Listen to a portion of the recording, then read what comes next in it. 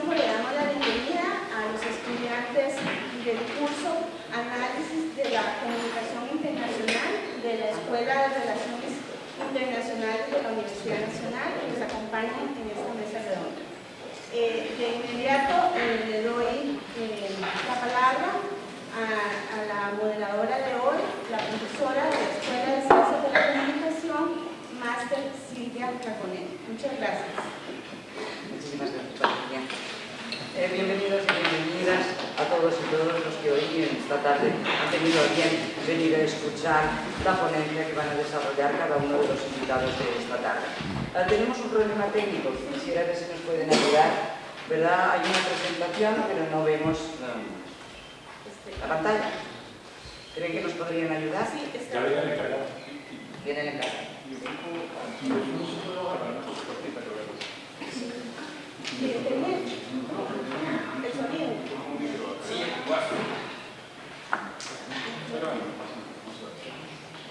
No ocupa presentación. Si te parece, Marlos, mientras viene el encargado. ¿Podríamos empezar con usted, don Carlos Villalobos? Quería ser el primero, pero se lo callaba. Le agradeceríamos, en todo caso, don Carlos nos lleva una presentación visual, con lo cual, ¿verdad?, podríamos trabajar primero con su intervención y posteriormente, cuando el encargado solucione los problemas técnicos que tenemos, pasaríamos a la presentación de Marlos y a la presentación de Rodolfo. ¿Les parece? Pues muchísimas gracias. Le doy la palabra a Carlos Villalobos, experto en periodismo político, que nos va a ayudar muchísimo en el tema que desarrollamos hoy. Don Carlos. Muchas gracias, doña Silvia. Muy buenas tardes, noches a todos ustedes.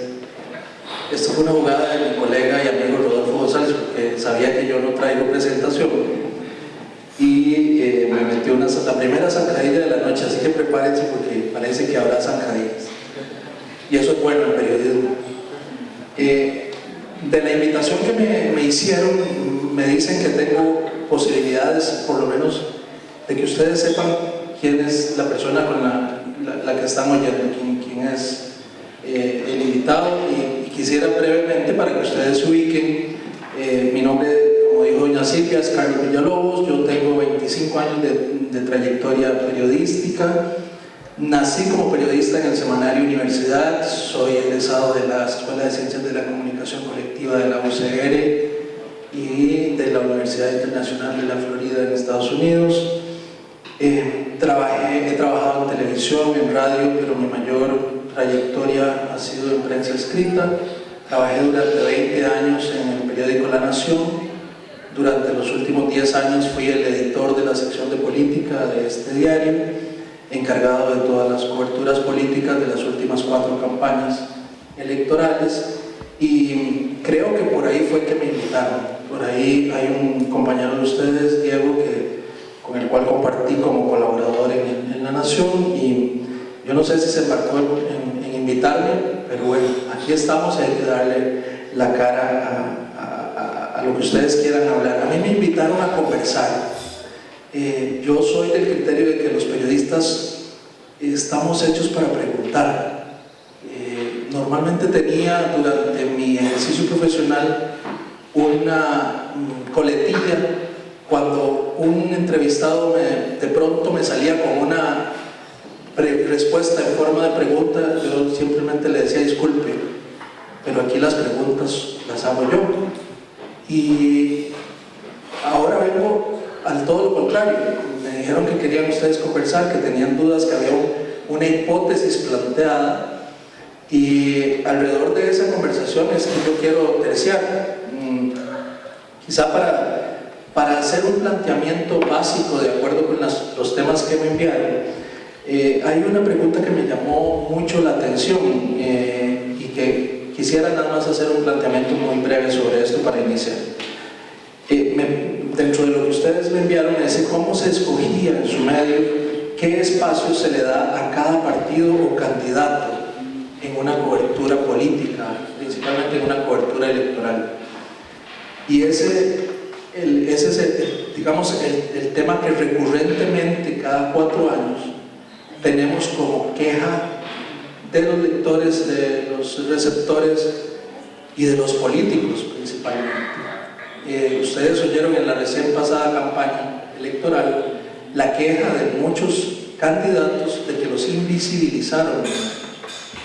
¿Por qué los invisibilizaron? ¿Qué criterios utilizaron los medios para decir estos sí y estos no? Yo soy del criterio y traté de imponerlo durante mi trabajo como coordinador de la sección, de que se puede dar espacio a todos.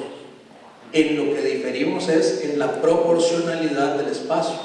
Hablo de espacio tanto escrito como televisado, como radiofónico y ahora en medios de internet.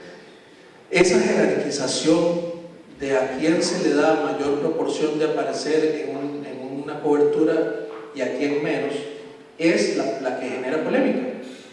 Y desde la perspectiva del trabajo que ejercí durante más de una década, siempre preponderó la posición de que el medio tenía que tener las herramientas para definir esa proporcionalidad, que nunca había que salirse, que nunca cuando le preguntaran a uno por qué usted le dio más espacio a este que otro, usted no tuviera una respuesta que dar. Siempre tenía que haber una respuesta, y la respuesta, por más fútil que fuera, tenía que tener un sentido empresarial. Yo, el periódico La Nación, definí que a José Manuel Echandi le doy esta proporción versus a Johnny Araya por...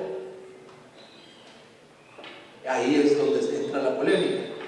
¿Por qué en una nota cito primero al candidato de Liberación, después al del PAC, después al del PUST y de último al del PASE? ¿Por qué cuando el del PASE me llegue a reclamar por qué me cito de último y en 2 líneas y no en 2 párrafos? Yo, medio, tengo que tener siempre una respuesta adecuada, una respuesta que además tenga un sustento. Dentro de mi autonomía como medio de comunicación debo de tener una respuesta. ¿Cuáles utilizamos? Bueno, desde la más sencilla, por el orden alfabético, cuando no había problemas cuando no era plena campaña electoral, por cómo citas a los políticos, en orden alfabético. Mire, ¿por qué me citó a mí usted de último? Mire, porque su apellido empieza con Z y nosotros decidimos hacer una jerarquización alfabética. Bueno, esa es una razón, y la decisión la tomé yo, medio de comunicación. Pero la jerarquización en una campaña política lleva otro contexto, mucho más delicado, donde hay intereses muy fuertes. El interés de llegar a ser presidente de la República es el máximo interés político que pueda tener una persona en un país determinado. Y los medios de comunicación, como vamos a ver ahora, somos protagonistas dentro de esta lucha de intereses. Entonces, quiero dejar planteado cómo lo hacíamos nosotros en Nación. Y quiero hacer la salvedad que yo salí de Nación en noviembre del 2012, no tuve nada que ver en la cobertura de la última campaña electoral, y tengo mi criterio sobre esa cobertura y no tengo ningún problema en hacerlo, en decirlo, y ahora si cabe la posibilidad, lo vamos a decir. Rodolfo quiere que yo, y si me están grabando después se lo pasan a mis amigos de La Nación. Finalizo. ¿Cómo se jerarquizaba la proporcionalidad para citar a uno más en más espacio y en otros menos? En plena campaña electoral se utilizaba en La Nación, antes de que iniciara oficialmente la campaña, por ahí del 1 de octubre del año previo a las elecciones, se utilizaba como criterio de acomodo la distribución que hubieran alcanzado los partidos en la campaña anterior, principalmente en la Asamblea Legislativa, que hasta este año era la misma prácticamente. El que ganaba la presidencia tenía mayoría en la Asamblea Legislativa. Bueno, ya ahora vemos que la realidad es diferente y ahora tendrán que tener normas diferentes. A mí me tocó hacerlo de esa forma. Entonces, antes de que empezara la campaña oficialmente, normalmente el partido de gobierno era el que tenía la jerarquización principal. El partido opositor con mayor número de diputados en la Asamblea Legislativa era el segundo, y así sucesivamente hasta todos los que tenían representación en la Asamblea Legislativa. Eso resultaba sencillo, ¿verdad? Porque a la hora que usted reclamaba, dice, mire, usted es el tercer partido en la Asamblea Legislativa, ya está de tercero, no hay reclamo. Esto es una decisión editorial. Pero en la campaña política, a partir del 1 de octubre, las cosas cambian. Estamos hablando en perspectiva y no en retrospectiva. Y ahí lo que utilizó la Nación mientras yo estuve a cargo fueron los resultados de la encuesta que el periódico pagaba. El periódico tiene desde hace 22 años un acuerdo con la firma Univer que se llama un Programa Nacional de Opinión Pública, que es sistematizado, repetitivo, que permite comparaciones año con año, encuesta con encuesta, y entonces confiábamos plenamente en esta sistematización de datos y en la credibilidad que Unimer siempre tuvo para la empresa. Cobraban muy caro, se les pagaba mucho, y por eso además teníamos acceso a todos los datos, podíamos corroborar todos los trabajos que ellos hacían, y por eso a partir del 1 de octubre, con la encuesta más cercana a esa fecha, era la que nos daba las guías para empezar a rejerarquizar el orden político de nuestras informaciones. Entonces, digamos, así de fácil y sencillo era como se manejaba en la Nación. Creo que en esta coyuntura última, en esta Asamblea Legislativa, en esta elección recién pasada, toda esa teoría y esa práctica que usamos durante más de una década, perfectamente se pudo haber venido abajo. Porque todo cambió, porque las encuestas no medían lo que tenían que medir, porque la gente no hablaba la verdad de las encuestas, porque el ámbito de personas indecisas era el mayor que todos los demás. Bueno, ahora podemos hablar de eso, pero eso para que tengamos claro y partamos de alguna de nuestras, a partir de alguna realidad, yo les puedo exponer esa jerarquización que definía la Nación. Hay 5 o 6 otros temas que podemos ir conversando más adelante, pero yo creo que ya ahora puede don Rodolfo premiarnos con sus palabras. Muchísimas gracias, don Carlos, ¿verdad? De esta primera intervención sacamos algunas palabras clave, zancadillas, cuestión por la cual deben enfrentar los profesionales del periodismo. Nos tendrá que explicar, ¿verdad?, a qué se refiere con zancadillas.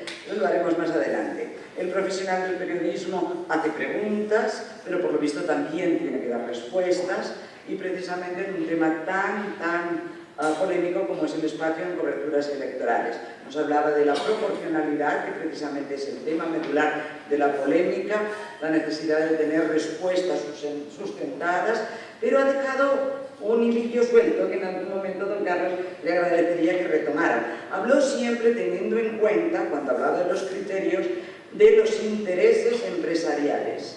Yo añadiría comerciales o políticos. En todo caso podemos hablar de eso. Y lo veremos precisamente en esta última enfrentamiento electoral, donde las encuestas, si este hubiese sido el criterio, en momentos muy determinados, ¿verdad?, el avance del Frente Amplio era evidente, pero no encontramos esa misma respuesta en los medios de comunicación. Como usted decía, quizás se rompió, ¿verdad?, los criterios que hasta ahora habían habido. En todo caso, son temas que me gustaría que ustedes apuntasen, más todos los que tienen, porque son medulares de la intervención de Carlos Villalobos. Y que bueno, ahora sí, entonces, si te parece, Rodolfo, le damos la palabra a Marlon Morales, presidente del Colegio de Periodistas, de nuestro colegio. Buenas. No podemos bajar la luz para matizar eso un poquito. Estas son las luces. No dice por favor no tocar, ¿verdad? Y nosotros nos podemos sentar quizá al frente o a un lado. ¿No te molesta que estemos aquí? Esta es la luz de acá. Marlon, me voy a poner aquí también. Sí, no pasa nada. Exacto. Vamos para allá. Esa.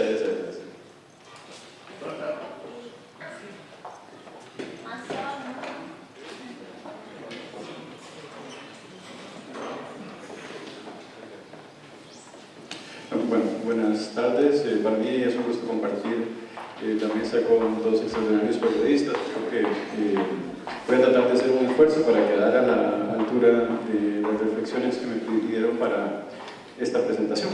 En realidad nos convocan para hablar sobre un tema particular y yo quise abordarlo casi desde una vivencia particular.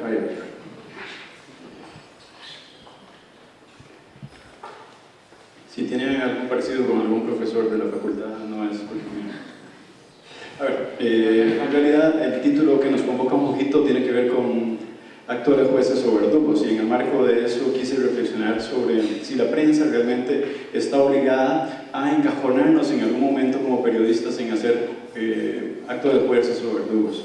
Y es así como siempre aprovecho en las presentaciones que tengo para hablar un poquito del papel ético también. Esa es mi cuenta de Twitter, entonces si hay alguien que hoy no podamos responder las preguntas, podemos discutirlo durante toda la semana. A mí es público y entonces ahí tenemos la oportunidad de reflexionar un poquito más. Está obligada la prensa a observar el principio de equidad en la información sobre los partidos y las campañas. Y en el marco de eso es que vamos a arrancar. Ok. En el ejercicio periodístico nos encontramos que los medios de comunicación sistemáticamente colonizan el tiempo. Y entonces es normal encontrar en esa colonización del tiempo que nos encontramos la misma noticia en la mañana, en la tarde y en la noche. Y eso, de eso no se escapa Canal 7, de eso no se escapa Canal 6. Y hoy traía tal vez un ejemplo que me hizo mucho ruido esta semana, que específicamente presentó uno de los medios de comunicación más grandes y que don Rodolfo lo representa acá, que es Canal 7. Le dedicó un espacio bastante grande en el noticiero a la chica Riff. Y el espacio que le dio a la chica Riff en la consulta que le hacía a ella decía: es una de las experiencias más enriquecedoras de mi vida. Y durante más de 3 o 4 minutos me dediqué a ver las nalgas y los traseros de aquellos muchachos que estaban participando en este concurso. Entonces, de alguna manera, se coloniza el tiempo de nosotros como usuarios de lo que en este caso es un producto periodístico, pero también nos perdemos la oportunidad de hacer otro ejercicio, que es el ejercicio crítico de educación en derechos humanos. Y es ahí donde yo quisiera partir para reflexionar un poquito profundamente del periodismo que se está haciendo y también no distar eso de una práctica o de una situación que se está dando a nivel nacional y que los medios de comunicación, más que medios de comunicación, son empresas. Y es ahí donde radica qué es lo que hacemos nosotros como comunicadores dentro de una empresa que tiene que ofrecer un producto específico. Y lo que vende y lo que más stock en los últimos tiempos, casualmente, es lo que da rating. Y lo recuerdo porque lo he conversado con las 2 directoras en un momento determinado, con doña Pilar y con doña Roxana Zúñiga, y me decían: somos esclavos en algún momento del rating, ¿verdad? Y esa esclavitud del rating les permite muchas veces mirar ahora con las nuevas tecnologías que los medios sociales les pueden decir qué es lo que más vende el periodismo, ¿verdad? Y hace poco tuvimos una actividad en el Colegio de Periodistas donde los CM de Canal 7, de La Nación y el del Poder Judicial nos decían que los temas rating eran los temas más suavecitos, los más light. Y entonces, por ejemplo, ellos en un momento les preocupaba como periodistas que hacían medios sociales que eso fuera a dictaminar la agenda setting, ¿verdad? Y es ahí donde de alguna manera podemos encontrar que el ejercicio periodístico en todo caso no es ese, pero nos lo encontramos cuando los medios de comunicación, más que medios de comunicación, son empresas. El periodismo es un objetivo, y el periodismo, en el marco de buscar ese objetivo, que es la investigación como tal, nos encontramos que tiene que buscar la posibilidad de hacer cambio. Y en ese cambio, el periodista informa de manera que ayude a la humanidad, dejando de lado la arrogancia y el odio. Ese es el interés que nosotros deberíamos de buscar como investigadores. La noticia debe ayudar al conocimiento del otro y al respeto del otro. Los periodistas, lo decía Kapuscinski, somos buenos seres humanos y esa debería ser nuestra tarea. Y es ahí donde nos encontramos uno de los primeros protagonistas de la presentación de hoy y de la consulta o la pregunta que nos trataban de hacer. El periodista como actor. Los periodistas de ser actores de las noticias que aparecen todos los días? Pues bueno, yo creo que tenemos en la mesa personas con mucha autoridad para podernos decir si son o no.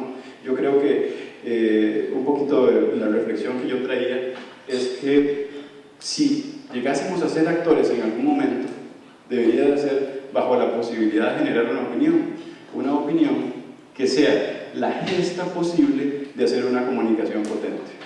Y entonces es ahí donde podría hablar yo también de la posibilidad de hacer un periodismo libre. No te preocupes de la opinión de la liebre cuando los leones te admiran. Si eso es así verdaderamente, entonces nosotros deberíamos como comunicadores preocuparnos por hacer una noticia objetiva que cumpla la posibilidad de tener un balance y de que ahí, hoy va a ser una discusión exquisita en el marco de las encuestas entre los dos protagonistas, Rodolfo, que tiene una posición, y don Carlos, que tiene otra, y que hoy yo voy a ver si me puedo acomodar de un lado o del otro. Las opiniones son como los clavos, entre más se golpeen contra ellos, más se penetran. Y acuérdense que la opinión como tal también es como la oportunidad. La oportunidad es como el fierro, hay que machacarla caliente. Y en el marco de eso, yo diría que el ejemplo perfecto de los generadores de opinión que marcaron dentro de la comunicación, los medios sociales, fue casualmente la primavera árabe, cuando una cuenta de Twitter empieza a contar qué está pasando en el Cairo y de un pronto a otro se genera un robusto manejo de esos medios para generar lo que era la rebelión. Una rebelión que no hizo que se sostuviera, ¿verdad? Quiero decir, en ese momento en particular sí, pero hoy lo miramos años después y nos damos cuenta que los medios sociales como tales no han tenido esa capacidad, porque el movimiento social necesita, yo digo, plata para moverse. Y es ahí donde viene la otra pregunta. Si somos jueces, si somos jueces, yo creo que ahí debería de existir un balance potente entre, si nosotros hacemos noticia, de verificar las fuentes, y es un principio de esclarecer la información, y ahí nos encontramos la contraparte, el fairness.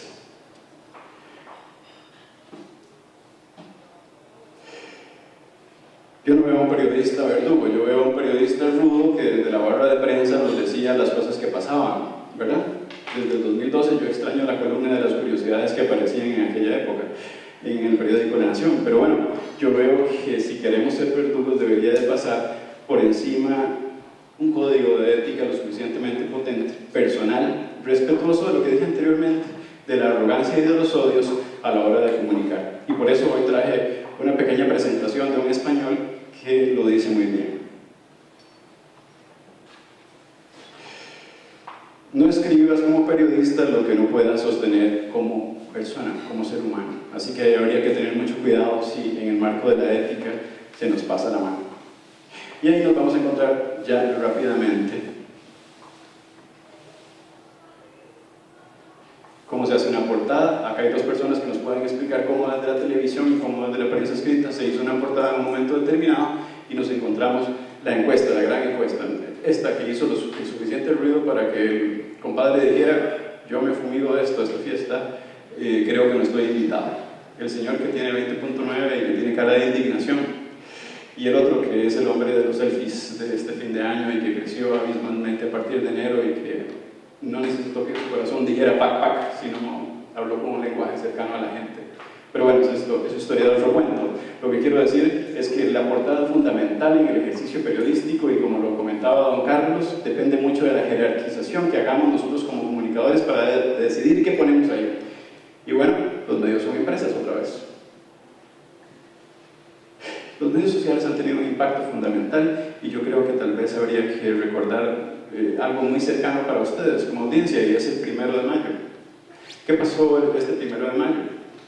Después de que el PAC decidió hacer una alianza con los cristianos, en cuestión de horas se le volcó el brazo, ¿no? Entonces yo creo que es fundamental darse cuenta que en este tiempo los medios sociales no son lo más importante, y todavía no creo que lo sean, pero sí creo que cuentan, y que en el ejercicio periodístico lo más terrible es que lleguen a impactar lo suficiente para que se conviertan en la agenda del día, y eso sería algo catastrófico.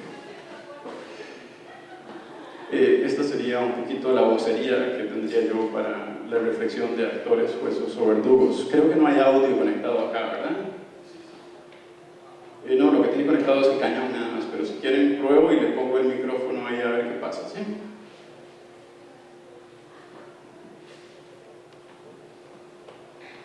No suena.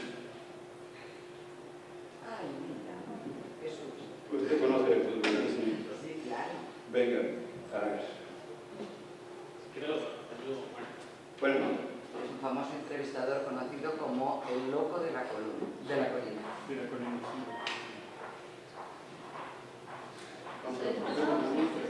¿Perdón? no. No, él se dice así. Es su manera, y verán la manera de hablar, hace unos silencios larguísimos.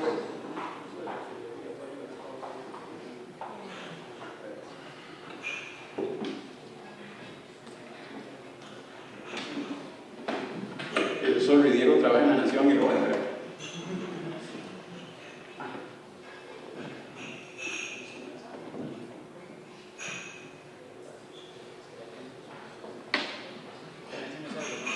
Sí, salió. No pasa nada.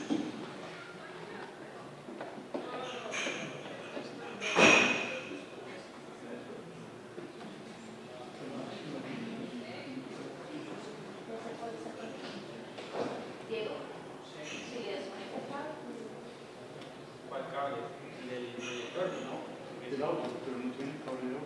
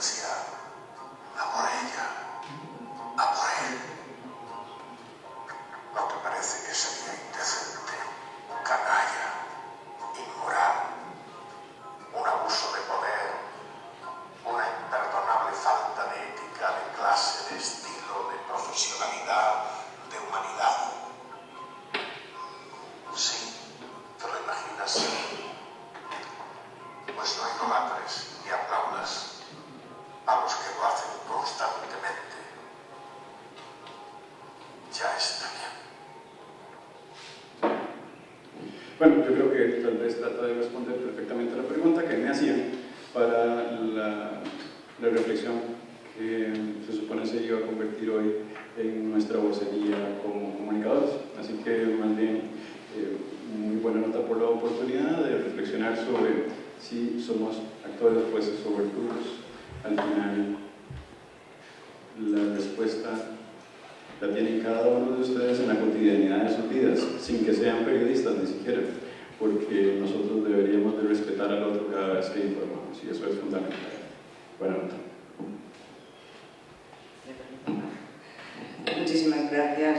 ahora presidente del Colegio de Periodistas.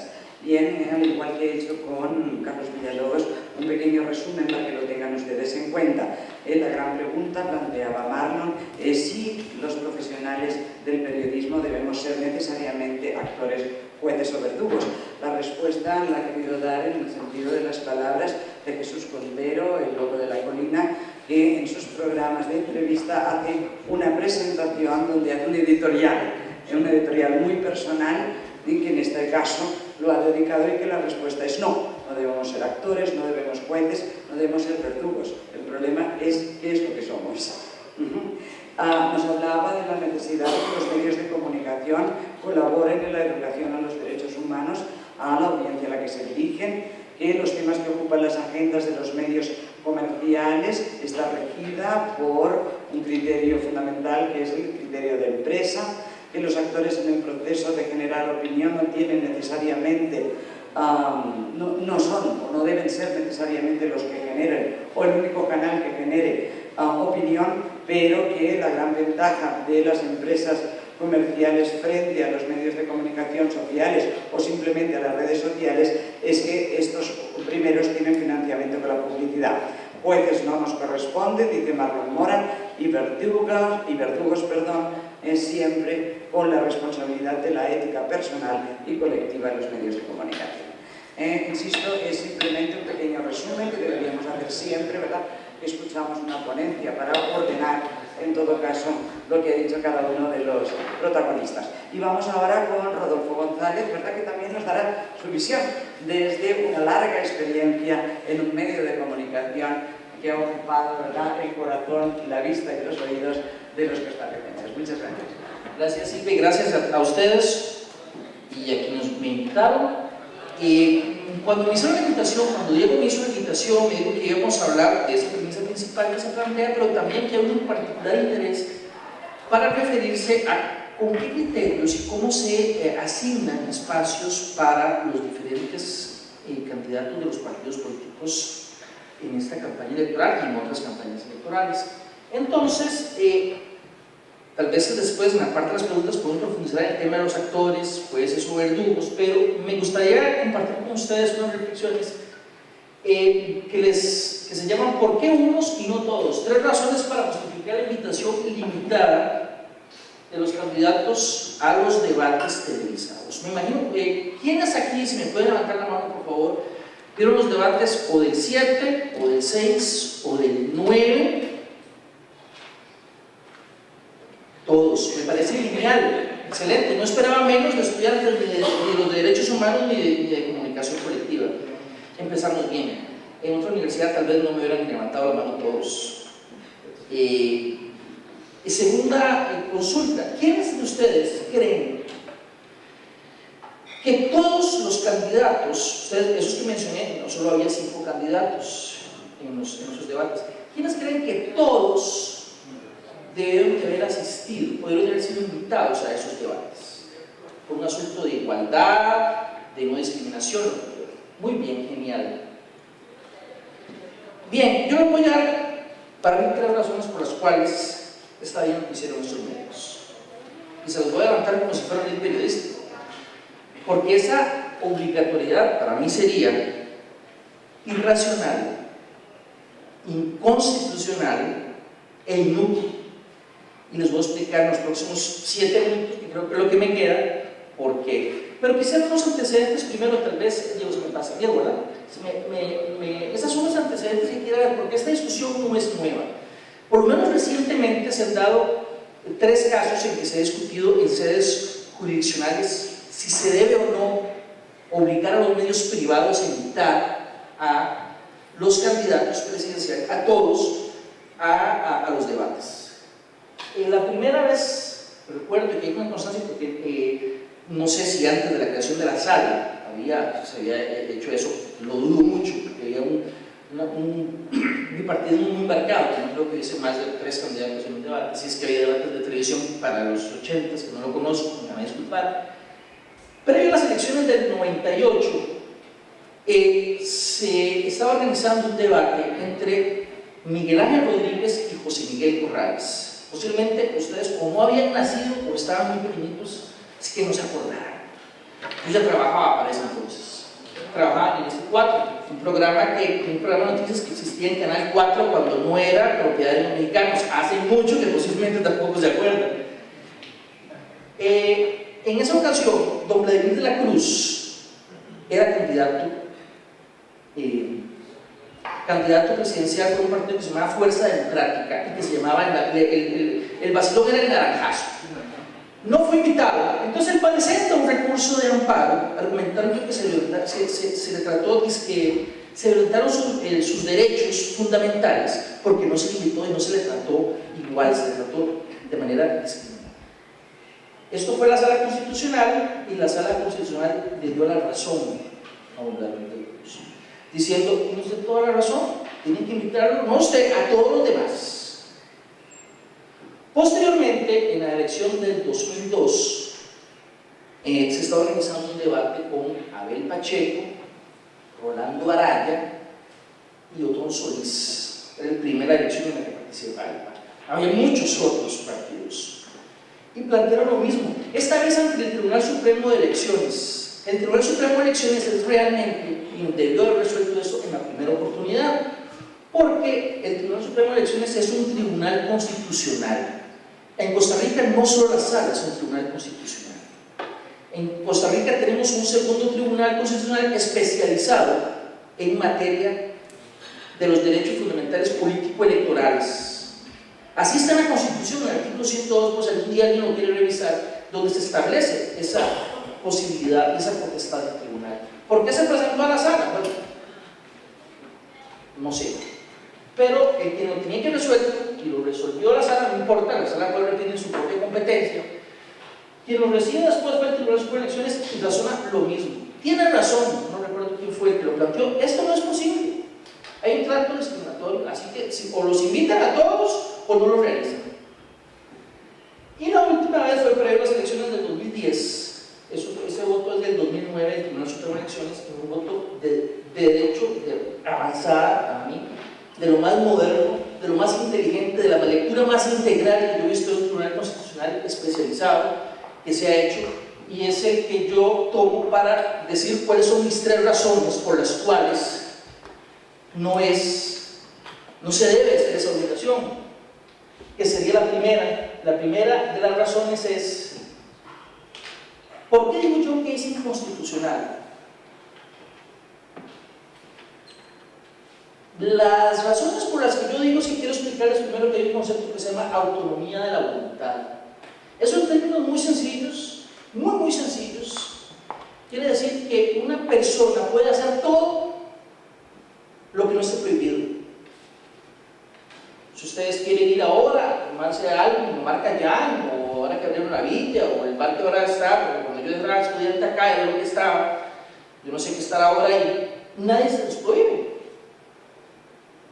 Si no está prohibido, es permitido. Así de sencillo es, y eso aplica para todos los que estamos acá, todos que somos titulares de derechos fundamentales. Sencillísimo. Lo que ya viene contra la moral, contra la legalidad, lo que está establecido, no, esto no se puede ya, no se puede, porque está establecido en un papel. Listo, ahí, hasta ahí llego. Pero entonces todo lo que no es prohibido es permitido, es la autonomía de la que usamos todos, contrario al principio de la legalidad, que es el que tienen las instituciones, los sujetos de derecho, los sujetos de derecho público, que es, solo pueden hacer lo que la ley diga que pueden hacer. En ese sentido, había una norma del Código Electoral que decía que las instituciones públicas tenían que invitar a todos los candidatos al debate, a todos, no podían dejar a nadie fuera. No por un asunto de recursos públicos como uno pensaría, sino porque se prohíbe expresamente en la ley que el gobierno pueda o el Estado pueda hacer presión o excluir a uno para favorecer a otro, lo que sea. Por esa razón se establece expresamente en el Código Electoral que todas las instituciones públicas tienen que invitar a alguien. Principio de legalidad. Solo puedo hacer lo que la ley me permite. La ley me dice que puedo hacerlo porque tengo que invitar a todos. En el caso de los medios privados aplica lo que decía la autonomía de la voluntad. Si no es prohibido, si no está expresamente prohibido, yo puedo hacerlo. Eso se argumentó en el voto del 98. Y la sala dijo, no, esto es una mala interpretación, no es correcto, tenemos que irnos a ver que hay un principio de igualdad, que tenemos que garantizarlo y la autonomía de la voluntad no riñe con él, no choca. ¿Qué significa eso? Usted puede o no hacer el debate, ahí está la autonomía de la voluntad. Si usted quiere lo hace, si usted quiere no lo puedo obligar, pero si lo hace, tiene que invitarlos a todos. Pasemos a la otra. Libertad de empresa. Ahora les dije que ese voto dice que eso no vale, no juega ese argumento. Libertad de empresa y libertad de prensa. Ustedes lo saben muy bien, voy a explicar en esto. Saben que la libertad de prensa, ¿qué es? Cuando se habla de la libertad de prensa, los periodistas y los propietarios eran una misma persona, hace muchísimos años, ¿verdad? Eso se fue variando. Pero la libertad de empresa, constitucionalmente garantizada, dice que yo puedo dedicarme a lo que yo quiera para ganarme la vida, siempre y cuando sea permitido. Igual, siempre y cuando no riña con algo. Y la libertad de prensa va un poquito más allá. Ustedes la conocen muy bien, pero yo le añado a la libertad de prensa que la prensa dice, te lo vemos un poquito, dice, usted no solo tiene la posibilidad de escoger qué hacer, sino que su contenido, usted lo puede limitar perfectamente. Ese argumento también fue rechazado en su momento diciendo, no confundamos las cosas. Aquí hay una confusión, esa libertad de empresa y la libertad de prensa no riñe con la autonomía y con el principio de igualdad. Si usted quiere lo hace en contenido, usted verá cómo lo hace, pero si lo hace tiene que invitarlos a todos. ¿Por qué creo que es inconstitucional? Porque como vamos a ver en la sentencia del 2009, no solo existe un derecho, no solo existe un principio, hay un montón de derechos fundamentales que ustedes conocen bien, o derechos humanos, como ha dicho Marlon. Algunos veces van a chocar unos con otros. El derecho a la propiedad privada es un derecho fundamental. Pero si yo quiero construir una carretera como Estado, puedo expropiar a doña Giselle, que tiene una propiedad donde va a pasar la carretera, porque estamos en medio de la colectividad. Yo le pago a doña Giselle como Estado. O sea, quiero decir, no existen derechos absolutos. El derecho a la vida no es absoluto. Un bien jurídico tan importante, el más importante, la vida, no es absoluto. Porque si yo estoy durmiendo y se mete un ladrón a mi casa y me quiere matar, yo lo puedo matar. Ningún derecho es absoluto. Y a la hora de valorar los derechos, no solo se podía valorar el derecho, el principio de igualdad, sino estos dos. Estos fueron los elementos que tomó el Tribunal Supremo de Elecciones en el último voto para decir, no, hay que matizarlo todo. No hay que verlo solo en un pequeñito, sino hay que verlo todo. Veamos el otro, para ir avanzando, se me acaba el tiempo. ¿Por qué irracional? Si quieres pasamos de una vez. ¿Por qué irracional? El mismo tribunal, actuando casi, por eso me gusta tanto ese voto, actuando casi como periodistas, dijo, vean, hay un formato que es el debate. Lo estoy diciendo coloquialmente, ¿verdad? Hay un formato que es el debate. ¿Qué es el debate? El debate es, usted dice algo, Carlos va a decir algo de las encuestas, posiblemente va a decir que las encuestas no tenía que publicar la Nación, yo posiblemente le voy a decir, no, usted está equivocado, tenía todo el derecho a la Nación de no publicar las encuestas, y don Carlos va a decir otra cosa, y don Marlon, eso es un debate. Argumento contra argumento. Para los que vieron el debate de Canal 13, eso no fue un debate, con todo esto. Eso fue una exposición de ideas. Ahí no hubo debate. ¿Y qué es lo que resuelve el tribunal? No puede existir una carga excesiva que obligue, textualmente cito, formatos incompatibles con la naturaleza de la actividad del medio. Si ellos en su libertad de empresa, en su libertad de prensa y en su autonomía quieren hacer un debate, yo no le puedo obligar a meter una camisa de fuerza para decir, no, eso no vale, porque estoy metiéndome con una carga excesiva que hace incompatible el formato. Hace otra cosa, pero no un debate. Y pasemos al último. ¿Por qué inútil? Sencillísimo. Algo que me faltaba con el tema de irracionalidad, para que vean lo irracional que puede ser a veces un magistrado. En el voto del 98, cuando la sala dijo que se obligaba, yo fui a cubrir esa conferencia de prensa, estábamos en vivo transmitiendo en televisión, y llegué y dice, y le digo yo al señor magistrado que ya murió, el señor magistrado, usted, estamos en vivo para NS4, en NS4, podemos hacer unas preguntitas. Entonces él dijo en la conferencia de prensa, no le voy a contestar a usted. ¿Por qué? Porque usted está en vivo y los demás medios no. Eso es cierto, así lo digo. Y como los demás medios no están en vivo, incluyendo periódicos, ¿verdad? Como los demás medios no están en vivo, yo no los trataría a ellos de forma desigual. Eso ocurrió en la sala. Un absurdo total de irracionalidad. Porque en esa época esa sala estaba muy inclinada a un principio de igualdad, es buenísimo, es importantísimo, pero iba así, sin fijarse en el contexto. ¿Por qué inútil? En el 98, después de esta decisión, se dijo, bueno, no hay debate, no podemos hacer debate. No, es que usted puede segmentar, pero es que hacer un debate cuesta plata. La gente no sabe, o tal vez no se acuerda con eso del dato, por ejemplo, de Canal 7, 0 anuncios durante 3 horas. Podemos hacerlo otros, sería 8 a 3 horas durante 0 anuncios. También es que estamos metiendo una carga excesiva. Entonces, en el 98 no hubo debate. En el 2006, tampoco hubo debate. Entonces, cuando llega la última vez al tribunal, digo, bueno, aquí está pasando algo, y muy inteligentemente lo digo. Aquí está pasando algo. Le estamos poniendo una carga excesiva a los medios televisados. Y ¿qué está pasando? No lo están haciendo. No podemos obligarlos a hacerlos, perfecto. Entonces ellos deciden no hacerlo. Entonces, ¿quién está ganando con eso? Absolutamente nadie. Así lo pasó en el Tribunal Supremo de Justicia, pero digo que es un voto avanzado. El tribunal dice, nadie está ganando con esto.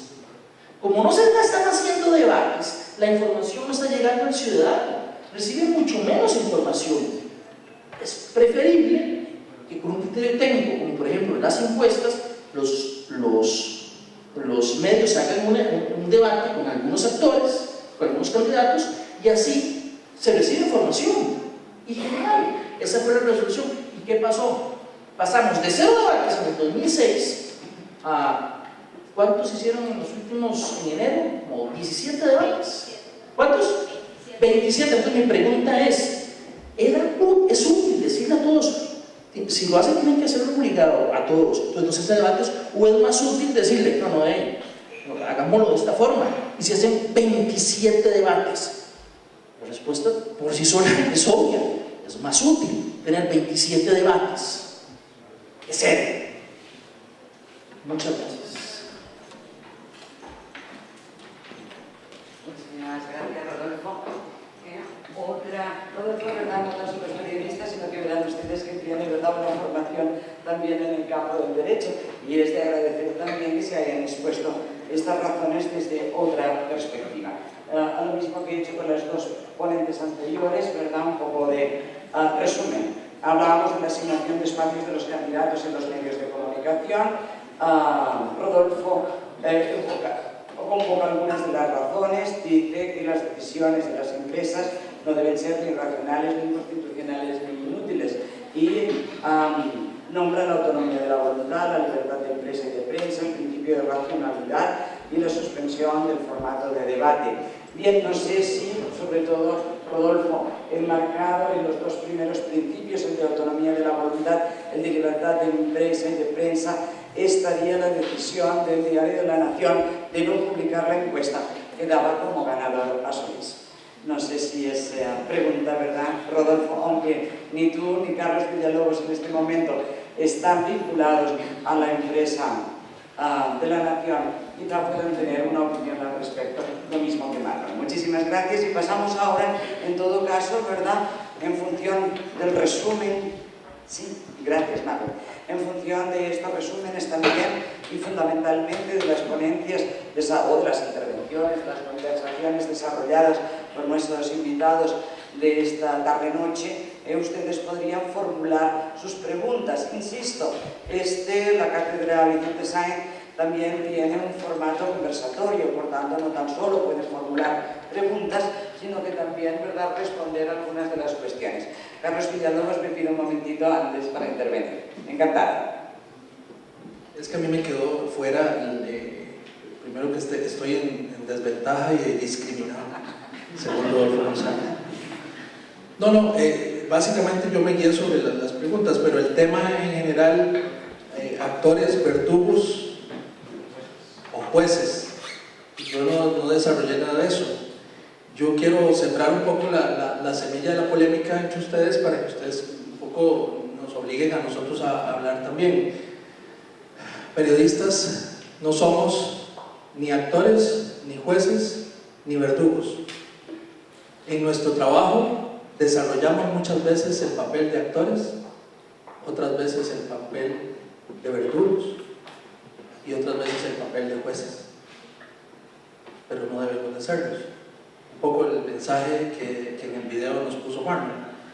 Sin embargo, un resumen de todos estos es: los periodistas ni actores, ni jueces, ni verdugos, pero sí protagonistas.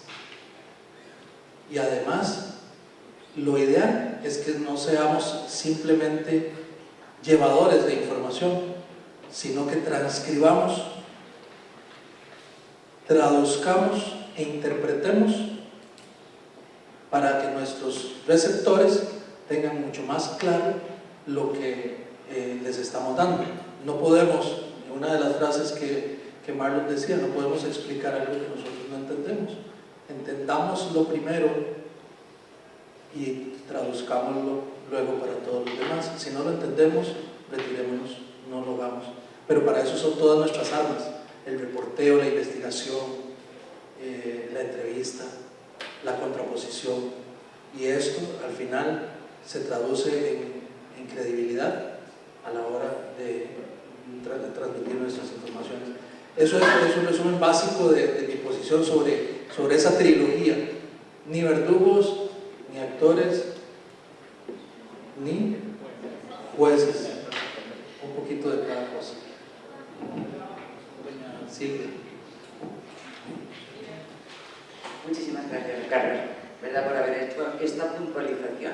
Ahora la palabra la tienen ustedes, insisto, ¿verdad?, o por bien para formulársela a nuestros invitados, o bien también para verter sus comentarios al respecto de algunas de las afirmaciones que han hecho, o bien, ¿verdad?, para dar simplemente su opinión respecto al tema que nos ocupa esta tarde-noche. Insisto, medios periodísticos, actores, jueces o verdugos. Entonces, por favor, si Diego me ayuda, por si quiere pasar el micrófono. Yo es que normalmente no necesito ni micrófono. Bueno, primero buenas noches y gracias por acompañarnos. Y mi comentario y pregunta va relacionado con la ponencia que tal vez algunos asistieron la semana pasada, que ubicaba a las encuestas tal vez como parte de la construcción del proceso electoral. Y para mí no escapa que el hecho de que los medios utilicen las encuestas como criterio de selección no escapan de ser actores en el proceso, porque ubican a candidatos en un punto más crítico y a otros los excluyen, por lo tanto no forman parte del proceso que se está viviendo, digamos, por lo menos así lo veo yo. Entonces quería saber si coinciden conmigo o si no lo hacen, porque, como dije, para mí los medios no escapan de ser actores por lo que ponen en atención del proceso electoral. Gracias. Si les parece, podemos ir haciendo un turno de 2 o 3 preguntas, ¿verdad?, para que después lo puedan contestar o comentar. Sí, vamos a 3, creo. 3, ¿verdad? Buenas noches. Bueno, mi pregunta es un poco reflexiva de parte de ustedes para ver qué opinan. No sé si el periodismo ha tenido cambios igual que el mundo en general, porque se supone que son los que ponen la agenda, se supone que son los que dan la pauta de qué piensa el público. Y por ejemplo, en este asunto de los debates, yo me sentí mejor viendo un 13, que era una exposición de ideas, que viendo un 7, que lo que me dio fue pena saber que este tipo de políticos eran los que iban a llegar a ser presidentes o bueno, por lo menos estaban aspirando a ser presidentes del país. Entonces no sé hasta qué punto el periodismo se ha prestado para ser farandulero y tener que acoplarse tanto al rating que está perdiendo su norte o su sentido. Y bueno, no sé si, para mí eso no es bueno, no sé ustedes como periodistas si lo ven bueno, pero me parece que igual que la educación, pues estamos perdiendo.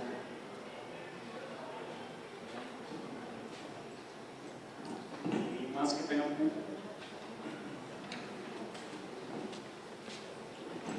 Sí, gracias por organizar este tipo de foro abierto y porque tenemos espacio para opinar.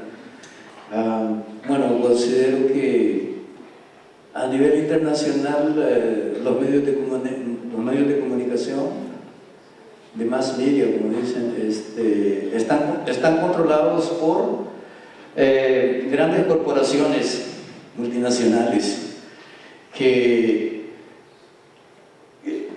controlan ya una agenda prefabricada de acuerdo a los intereses, digamos, de las grandes corporaciones, de los políticos, de los militares, ¿okay? de la gran mafia internacional que controla, por ejemplo, los bancos, controla a los políticos, y en última instancia pienso que ya toda la humanidad nos hemos convertido como una especie de una granja humana. Ya los poderes fácticos nos controlan como un rebaño de corderos, y los dueños de los medios de comunicación a nivel internacional, como el CNN, la Century Fox, ya están en una cadena para controlar la opinión pública a nivel internacional. Y en última instancia, ¿quiénes son los dueños de los medios de comunicación? El Vaticano, el Opus Dei, los Illuminati, el Club Bilderberg, los Freemason y todas estas organizaciones secretas, satanistas y ocultistas. Ellos definitivamente, nosotros somos como un rebaño de corderos. Gracias. Ya hemos tenido las tres intervenciones. ¿Les parece verdad que les dé la palabra de nuevo a nuestros invitados? Muchas gracias por participar. A la primera consulta coincido un poco con la observación que hice al final. Hay un poquito de actores, claro que sí, de protagonistas, y usted lo relaciona directamente con las encuestas. Precisamente los medios tienen que organizarse de alguna forma. Todos los que estamos aquí creo que pertenecemos a las ciencias sociales. No somos una ciencia exacta, pero quizá la estadística es lo que más nos acerca a una herramienta para tratar de ser más exactos o menos inexactos. Por lo menos así lo creíamos hasta ahora. Y esa herramienta estadística, que significa la encuesta, y que cada día se profesionaliza más con herramientas tecnológicas mayores, con mayores posibilidades de cobertura, con grandes poblaciones de análisis. Esa es una herramienta que los medios utilizan para jerarquizar su información en la campaña política. Y efectivamente, pues se cometen errores. Bueno, a la luz del tiempo se van viendo que quizá no falla la herramienta, pero sí falla la población. La población tal vez no quiera decir de antemano por quién quiere votar, como sucedió esta vez. Pero no nos hagamos ilusos. O sea, efectivamente, los medios de comunicación primero son empresas que tienen obviamente intereses, que responden a una junta directiva, a una asamblea de accionistas o a un propietario, y además a veces nos satanizamos todo eso, pero ¿quiénes somos los periodistas? Somos seres humanos, tenemos una visión del mundo, tenemos una formación, clase baja, clase media, clase alta, la formación familiar, la formación religiosa, todo eso está en nuestras cabezas, somos individuos. Y de ahí que el término de objetividad prácticamente quedó en la basura, porque no somos objetos, somos sujetos. Ahora buscamos ser imparciales o dar las diferentes caras de la moneda, pero no podemos derivar de una función absolutista del objeto a un sujeto que piensa, siente y vive y tiene opinión.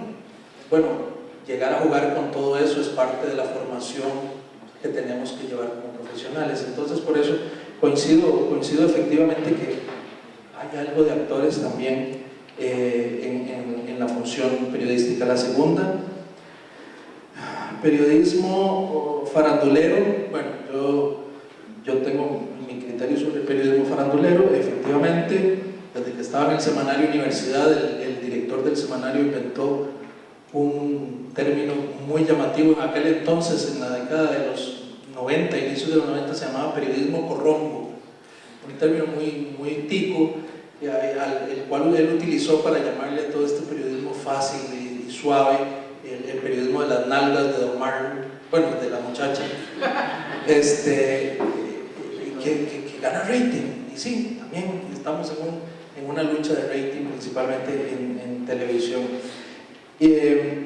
Sin embargo, usted vio el debate de Canal 7 y dice que lo que no le gustó fue que se dio cuenta de quiénes eran los políticos que pretendían gobernarnos, y eso le sirvió para tomar una decisión.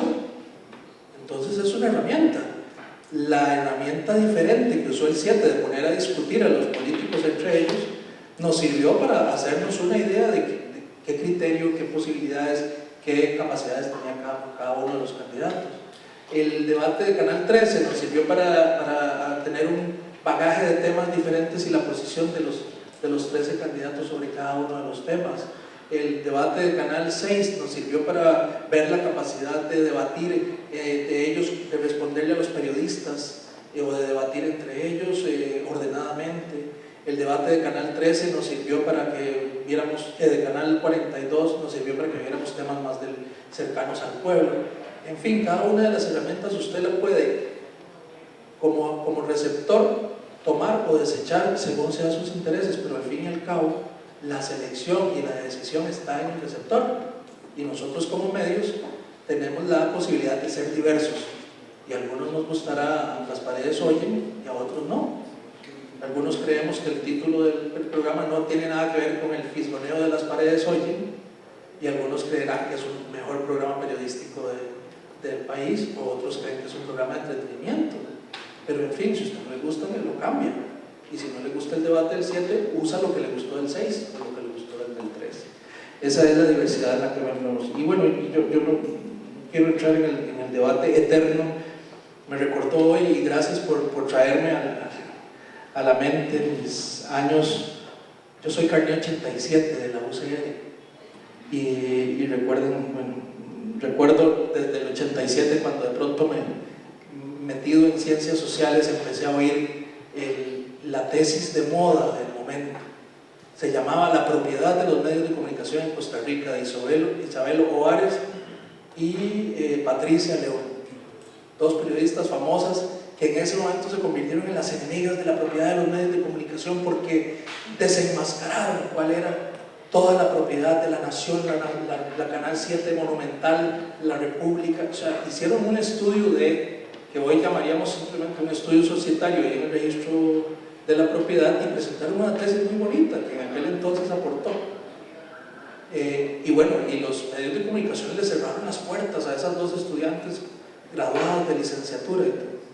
Y ese tema eterno de la discusión sobre la propiedad de los medios me encanta, porque me devuelve a esas instancias y me lleva a recorrer los años en que estuve en La Nación con compañeros que en la universidad siempre criticaron la propiedad de los medios, y apenas tuvieron una primera puerta abierta en La Nación, fueron los primeros que se fueron para allá.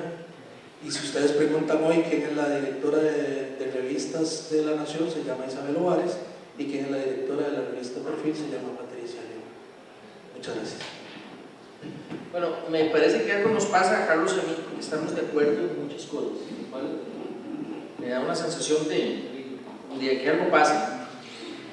Muy rápidamente, los medios de comunicación somos actores.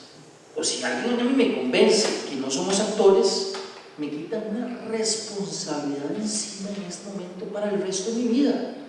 Porque yo parto del hecho de que como actores tenemos una gran responsabilidad de lo que estamos haciendo a la hora de cubrir algo. Pero si alguien me convence aquí que no somos actores, me quitan esa responsabilidad. Aquí está el productor del programa 7 días, don Carlos Amador, y él me puede dar fe que, por lo menos para citar un caso concreto de nuestra experiencia reciente, cuando renunció don Rodolfo Hernández, un jueves, su primera vez que renuncia a la candidatura del Partido Unidad Social Cristiana, el sábado él regresa. Y el lunes, el sábado regresa así, y el lunes en la tarde lo contactamos a su gente y le pedimos una entrevista en vivo para el lunes a las 8 en 7 días.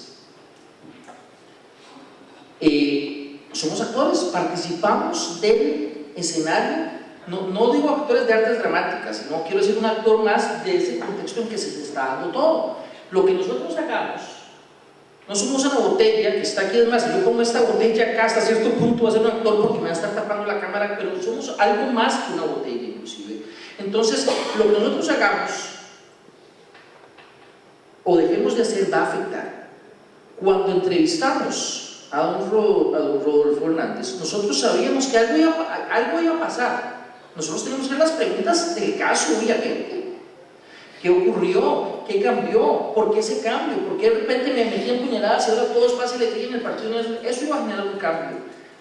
Después hubo grandes protestas del CUS y para ellos nosotros fuimos verdugos, fuimos jueces, nos hicimos el trabajo que íbamos a hacer. No fuimos ni jueces ni verdugos, ese no es nuestro rol. Si hacemos nuestro rol mal, intencionalmente mal, posiblemente vamos a hacerlo, y eso está mal. Pero que somos actores, eso es inevitable. Con respecto al tema de las encuestas, primero, Canal 7 hace, desde el 2006, desde hace 3 campañas no publica encuestas, y ustedes lo podrán constatar. Se decidió no implicar encuestas porque a veces es, bueno, primero el tema de las encuestas es complicado y en ese explicar y todo, mejor se decidió, se acabó. La única gran encuesta que nos importa es la del primer domingo de febrero cada 4 años. Esa es la encuesta que publicamos. ¿No realizan encuestas propias? No realizamos encuestas propias. ¿Cómo no? Tiene usted toda la razón. Me parece muy bien que hiciera esa aclaración con Carlos muy atinadamente. Sin embargo, la encuesta es el instrumento imperfecto o no que se tiene, no solo para eso, sino para algo para mí un poquito más preocupante, que sería cuando se financian los partidos políticos o los bancos a partir de las encuestas, o cómo se explica uno que un candidato tuvo 1.300.000 votos en abril tenía 4 puntos en octubre. O sea, para ir a pedir plata hubiera sido en enero, bueno, en octubre, recuerdo yo, venía subiendo, pero quiero decir, el que iba de cuarto, el que bajo esa tesis de prestar plata, pues no los empresas reciben menos, es el que arrasó al final, solo. Entonces, a la hora de prestar plata, me parece que ese sería un tema mucho más delicado. Y con respecto al tema del 7, tal vez puede haberse visto un poco desorganizado, o bastante desorganizado, como es usted el debate, pero yo digo una cosa, yo ayer escuché a Luis Guillermo Solís, lo he escuchado yo un par de veces diciendo lo mismo, que él dice que el gran clic fue el debate del 7, porque ahí se vieron las personalidades de cada quien. El hombre tranquilo, dejó que se peleara, y él lo reconocía ayer, para los que vieron la entrevista con Luis Guillermo Solís ayer, que ahí fue el gran clic que se dio, y donde empezó a subir como la espuma. Y finalmente, bueno, yo no conozco si los Illuminati, si la mafia internacional o si los reptilianos son los dueños de Canal 7, no lo sé, me estaría muy preocupado si fuera así, pero yo también, al igual que don Carlos, he escuchado mucho eso y hasta el momento, pues yo he decidido trabajar ahí bajo las premisas de que yo trabajo libremente y hago lo que bajo nuestro criterio, el Carlos es mío, y por supuesto lo consultamos en ocasiones con un Ignacio, y tenemos total apertura de decisión de hacer lo que queramos. Y nunca, que yo recuerdo, Carlos me llama, me corriges, y nos han dicho, no, es que los reptilianos dicen que hagan esto, que hagan lo otro. Nunca lo he escuchado, no tengo evidencia si ocurre en otros países del mundo. Muchas gracias, pasamos ahora la palabra a Mónica. Sobre las encuestas, creo que al final las encuestas son un instrumento científico muy potente y valioso, y no puede dejarse de lado la importancia que tienen en el uso de los medios de comunicación, que eso al final ocasiona todo lo demás que han comentado los compañeros. Creo que es una oportunidad que se le da y ahí está. Es bueno que existan los medios sociales porque son los que han permitido un poco que entonces encontremos ese debate entre lo que puede ser la encuesta y la contraencuesta, o quién como empresa hace la encuesta. Luego el tema de si el periodismo evolucionó y la aparición de las noticias sexys. no mis nalgas, sino las otras nalgas. Lo que quiero decir es que efectivamente el periodismo ha evolucionado y ha evolucionado tanto que hace algunos años el periodista escribía su columna y no recibía ningún feedback de la gente. En la actualidad, la aparición de estas nuevas tecnologías ha implicado que Rodolfo, Carlos, Silvia y cualquiera que esté en la audiencia se exponga a que le hagan consultas públicas mediante su cuenta de Twitter, mediante su cuenta en Facebook. Y es a partir de ahí que yo creo que, para bien o para mal, ese cambio en las nuevas tecnologías ha implicado que tengamos un feedback con la gente y eso yo creo que es valioso. La aparición de esas noticias light es parte de esos nichos que existen y que no van a dejar de existir, como tampoco va a dejar de existir esa noticia que irrespeta derechos humanos cuando fallece una persona y en ese momento último de la vida, que es la muerte, te sacan la cabeza partida a pedazos. La otra, que tiene que ver con la última reflexión del señor, los medios de comunicación como emporios, al final tiene que ver mucho con esa reflexión que también repetía ahora don Carlos. Son medios de comunicación que al final terminan siendo empresas y que obedecen a intereses particulares, y ahí la mano santa de alguien puede aparecer en cualquier momento. En todo caso, me parece muy potente la reflexión que hace Rodolfo cuando él dice que nunca se le ha cuestionado o nunca se le ha redirigido su trabajo. Eso es algo muy importante en la comunicación actual y qué miedo que eso sucediera. Al final hay otro cuestionamiento y el gran título que teníamos, actores, jueces o verdugos. Podemos serlos, pero si nos apegamos al sentido de cada una de esas palabras, qué miedo. Yo creo que más que actores, los comunicadores somos protagonistas de una información objetiva y bien cerrada. Somos jueces de ese balance potente que se pone en las noticias. Somos verdugos de la acidez y de la crítica. Cuando hay un político o una persona que hizo algo indebido y que tenemos que denunciarlo y ponerlo en la picota. Al final las interpretaciones tienen que darlas ustedes todas en el marco de la bondad, porque eso sería lo más importante. Muchas gracias. Iniciamos ahora el segundo turno de preguntas o de comentarios que ustedes quieran. No hay problema con que yo haga la primera. Yo quería preguntarles si ustedes están de acuerdo, todos ustedes mencionan que son empresas, que los medios publiquen cuáles son sus intereses o cuáles son sus tendencias, como lo hacen ciertos medios europeos en sus páginas de editorial, y qué tanta separación tiene que haber en esa línea editorial con la línea informativa. Buenas noches. Primero sería mi opinión que tenemos una Costa Rica muy diferente. Tenemos un impulso de los jóvenes muy distinto, ya no nos interesa la política tradicional y eso lo marcó esta última elección. Con respecto a eso, vemos que las encuestas, aunque fueron bastante injustas con respecto al financiamiento, la gente dio justicia al final. Bueno, no porque quedara bien hizo el PAC, pero la gente hizo justicia. O sea, la gente dijo, ok, me dicen que tal y tal va ganando, pero eso a mí no me afecta, ¿verdad? Yo voto por el que yo creo, y tuvimos la sorpresa. Entonces, con respecto a esto del cambio de la política, ya no somos tradicionalistas, ¿por qué siempre usar el debate como herramienta? O sea, yo pienso que debemos de hacer un giro muy fuerte, ir hacia la otra dirección totalmente opuesta, porque sí debemos darle igualdad a todos los candidatos, porque a las nuevas generaciones sí nos interesa escuchar a todos. Entonces, si no se puede usar el debate, porque como dice don Rodolfo, es muy largo, no hay anuncios y al medio no le sirve porque son 3 horas, pues tendrán que utilizar otro medio, porque a las nuevas generaciones, otro formato, porque a las nuevas generaciones nos interesa oír a todos, nos interesa igualdad para poder tener un juicio crítico, ¿verdad?, y tomar nuestra decisión. Y pienso yo que esa sería la función del medio, o sea, porque el medio informa y educa. Y habrá personas que no leen el periódico, habrá personas que no se informan por redes sociales y hay personas que necesitan todavía la televisión, entonces habrá que buscar otra forma de informarnos y de ser iguales. Lo otro sí sería solicitarle a ustedes que se refieran a la encuesta no publicada de la Nación. Gracias. Mario había pedido la palabra, Mario. Buenas. Yo tenía dos clases de reflexión-pregunta, me imagino. La primera es en cuanto a la encuesta de la Nación, como se refirió la muchacha.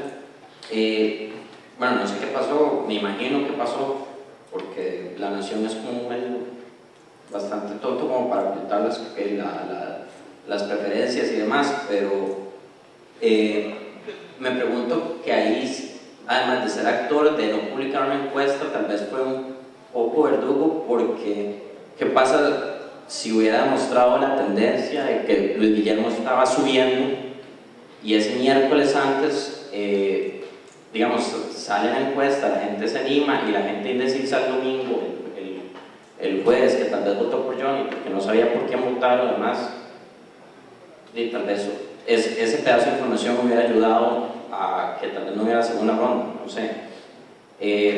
Ahí sí me parece como que esa encuesta pudo haber cambiado, no mucho, pero sí, bueno, pudo haber cambiado el resultado de las cosas.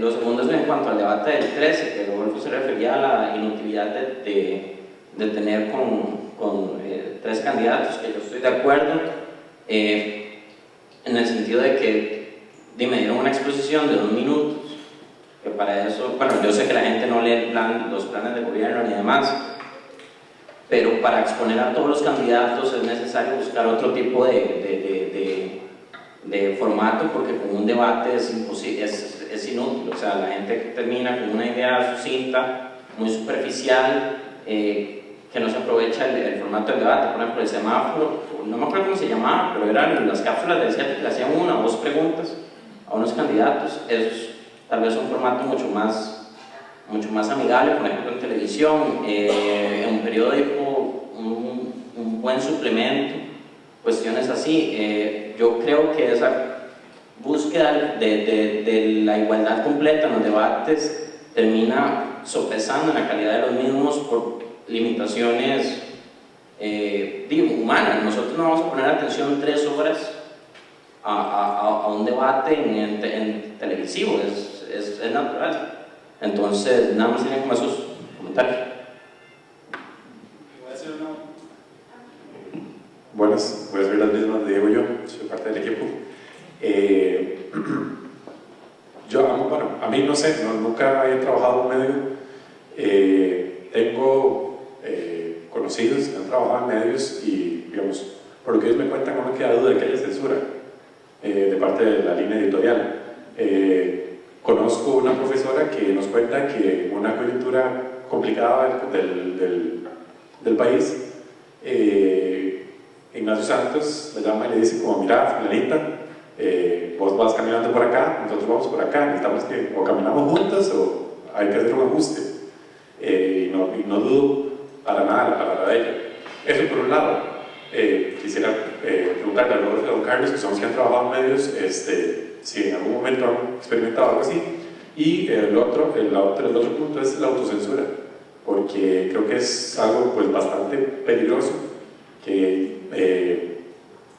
ya lo he escuchado de compañeros que sin siquiera recibir una orden directa para callar uno u otro tema, ya van con esa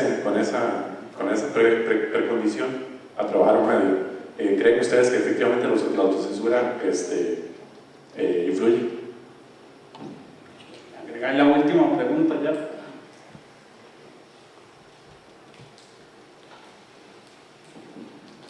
Muy buenas noches.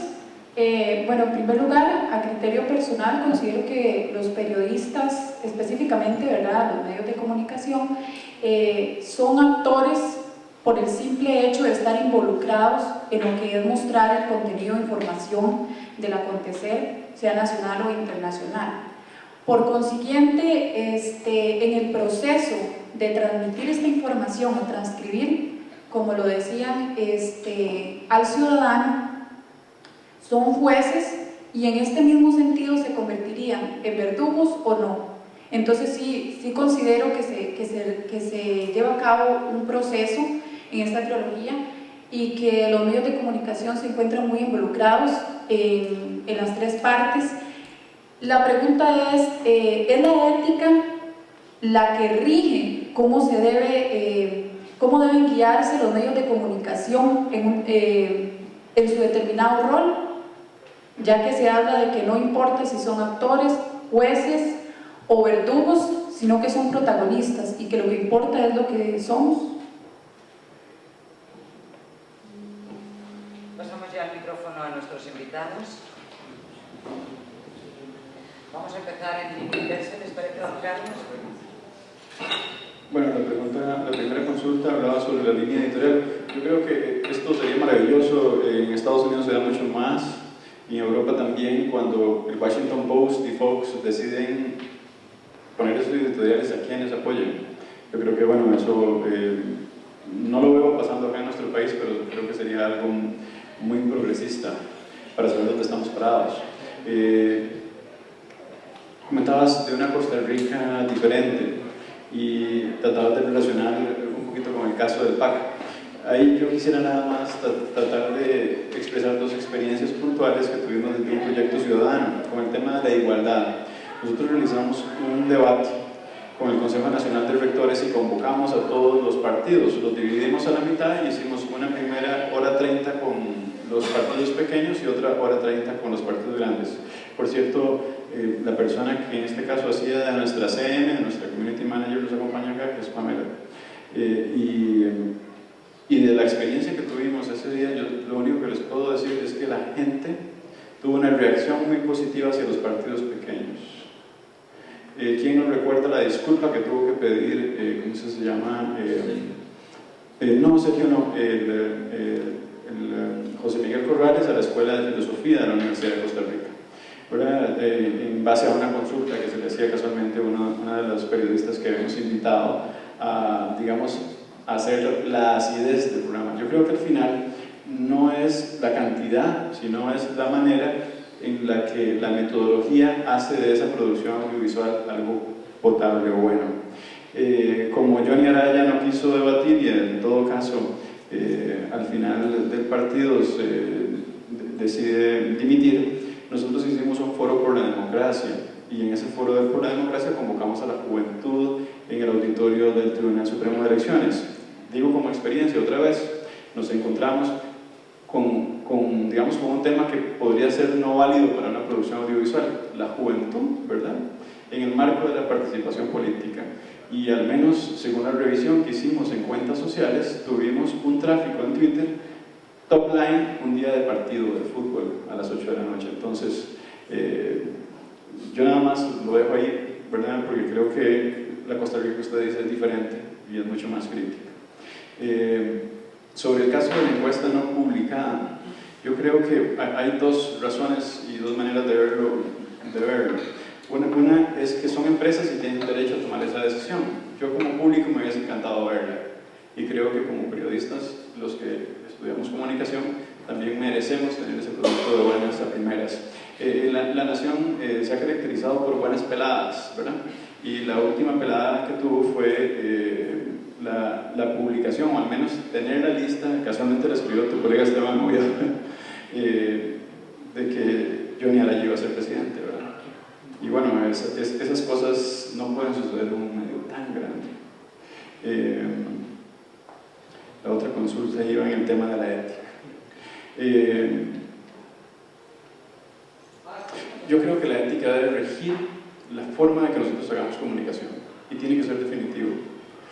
Que los medios de comunicación son empresas y deciden que existe un nicho que para ellos es potentísimo, como por ejemplo para Diario Extra, esa noticia fuerte y respetuosa de derechos humanos. Bueno, yo lo único que les puedo contar fue una experiencia que tuve casualmente con José Rodolfo hace varios meses, el año pasado, y en una conferencia hablaba sobre el irrespeto a una muchacha que conozco que es vecina y que en el titular la persona que casualmente estaba en la audiencia había dicho que porque perdió la mano, el titular era la mano voladora y así lo tituló, sin fotografía, porque si hubieran tenido la fotografía fijo la ponen. Entonces luego tuve la posibilidad de compartir con ella. Yo no sabía que ese día estaba en la audiencia, honestamente, esas cosas que uno dice unas barbaridades y bueno, la gente se puede sentir ofendida, pero ni modo. Luego tuve la posibilidad de coincidir con ella y me dijo que ella se arrepentía muchísimo de haber hecho esa noticia, porque al final un medio de comunicación la utilizó para hacer noticia y cuando dejó de ser importante, see you later. O sea, ella no trabaja más ahí. Lo que quiero decir es que si nos pasa la ética por encima, yo creo que al final podemos hacer cosas mucho mejores y encontrar un puerto seguro donde hacer las cosas buenas. Bien, como son muchos puntos, voy a tocar solo algunos muy brevemente. Yo, aunque te escuché con atención, yo no estoy de acuerdo con vos, con varias, y más con el compañero de atrás, por lo siguiente. Si lo que queremos es conocer, si partimos de que somos un público más inteligente y queremos escuchar más opciones, los 3 minutos no nos van a alcanzar. Y sí, los planes de gobierno. Entonces, si la aspiración es que, como queremos más y conocer más y mandarnos más información, queremos escucharlos a todos, yo creo que ahí no vamos a encontrar una buena beta de información valiosa, la vamos a encontrar en los planes de gobierno. Además, yo tengo algo en contra de los debates, aunque parezca un poco extraño. Siento que el debate es injusto cuando tenemos a un excelente orador y comunicador gestual, con su proxémica buenísima, y alguien muy chapa. Y ustedes lo vieron, eso juega. Puede ser alguien buenísimo, que si es acartonadísimo, lo mata. Y nos partimos, o partimos de la impresión que da, y eso puede terminar pesando más que sus planes de gobierno. Entonces, le doy un consejo: si usted quiere saber más, tener un voto más inteligente, vea los planes de gobierno, vea los debates si quiere, pero entonces no le apueste a los debates de 13, 14 o 15, o como dijo el voto del tribunal, hay 70 partidos cantonales. Entonces, ¿qué hacemos? 70 expositores. Bien, sí, claro, es una herramienta, pero no podemos llevarla al absoluto total, ¿verdad? La autocensura. La autocensura es un tema interesante porque también uno puede verla como caramba. Si somos periodistas, no, Carlos, si pensamos y todo, una cosa es la autocensura y una vez a veces preguntarnos, tomémonos un minuto de reflexión, lo que estoy haciendo está bien, o sea, este es el enfoque adecuado, voy prejuiciado. Los famosos gatekeepers y todo lo que vemos en teoría de la comunicación, lo que nos establece algo previo a la hora de... Estamos haciendo eso, porque yo le voy a decir algo, y no voy a defender a doña Laura, ella puede defenderse sola, pero cuando uno valora su gestión en números, que lo hicimos recientemente, su gestión en números absolutos y reales, abrumadoramente los números, los fríos números, la favorecían.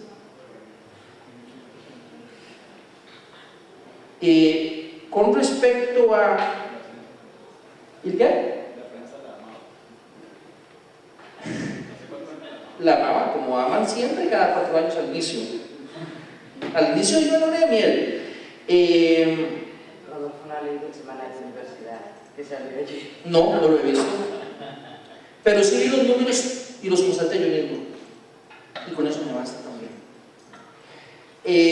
Con respecto a las encuestas, yo creo que la Nación, bueno, primero partamos de un hecho, yo creo que la Nación dice la verdad cuando dice que tomó la decisión de no publicar antes de que estuviera la encuesta terminada. Si efectivamente es eso falso, ellos sabían la encuesta, sabían el resultado, si eso es falso, entonces y el cambio completamente mi posición. Pero partamos del hecho de que lo que explicó en su momento la Nación era que ellos terminaron el asunto antes de tener los resultados finales. Yo he encontrado prueba contraria a eso. Primero por dos razones. Una, la libertad. Bueno, vos tenés la evidencia. No, porque es muy fácil llegar y cuestionarlo así. Es facilísimo. No, eso es facilísimo. Vamos a los elementos, no lo sé, pero vos podés presumirlo. Yo no lo sé. No lo puedo decir que sí. Voy a partir de un hecho. Hasta el momento, lo que tengo es que no. Porque la única que me ha dicho es, la Nación me ha dicho no. Nadie ha dicho sí, vea, mire, estaba terminado.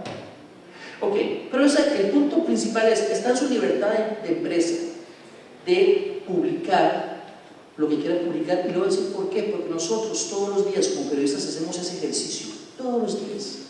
Recuerden la teoría de la gente setting, hablamos el tema de los gatekeepers. Todos los días nosotros nos sentamos en una sala de redacción, nos ponemos de acuerdo, todos, ok, vamos a dedicarle 3 minutos a esto, 4 minutos a esto, 1 minuto a esto, hay un sinfín de noticias o posibles temas que son noticias y podemos escoger solo un 30%. Según la gente sabe, yo creo que es mucho menos. En eso radica la libertad de que nosotros podemos jerarquizar con criterio periodístico eso. Así como nosotros jerarquizamos un tema, lo destacamos, otro decidimos, porque tenemos muchos temas más, dejarlo muy atrás o no sacarlo del todo. Y eso se hace todos los días. Se decidió hacer con una encuesta. Alguien dice, es que esa información era pública. Falso, esa información no es pública. Es que esa información la necesitaba el electorado para una valoración completa. Falso, porque ya había cualquier cantidad de encuestas que se habían realizado y todos arrojaban un panorama. Entonces, si decimos que si ocupamos necesariamente esa encuesta, entonces significa que todas las demás no valen. Perdón, la encuesta, la Nación era una encuesta más, o era la única que valía. Teníamos un panorama los electores, y el argumento que era Nación, que me parece válido también, ya no jurídicamente, sino de lógica, no es que lo sabían, yo parto del hecho que no lo sabían, insisto, era de esperar, porque todas las encuestas lo venían diciendo, que iba a haber un gran número de indecisos. Era de esperar. Todas las encuestas venían diciendo que había un gran número de indecisos. Cualquier encuesta que iba a sacarse 5 días antes, o los días que fueran, 4 días antes, iba a resultar obsoleta, porque, como ustedes ven, los indecisos seguirán, un grupo indeciso dio la campanada, y el que está de acuerdo lo puso de último. Entonces, a mí, yo soy un amante de las teorías de la conspiración, me encantan, en algunas las creo, otras me dan risa, pero soy un amante.